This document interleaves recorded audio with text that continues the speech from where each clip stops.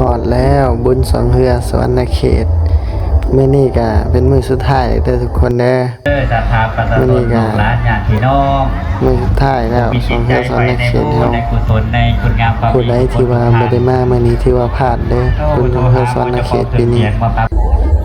พอมาฮอดเฮาก็มาหาซื้อแนวกินก่อนพอซื้อแนวกินแล้วก็ไปหาย่างเลาะคนก็หลายแฮงปีนี้ก็หลายสามปีกายนี่เลยคนนี่พอเลาะแล้วก็มาหาบ่อนนั่งกินข้าวกินน้ำบรรยากาศก็สิประมาณนี้เด้อทุกคน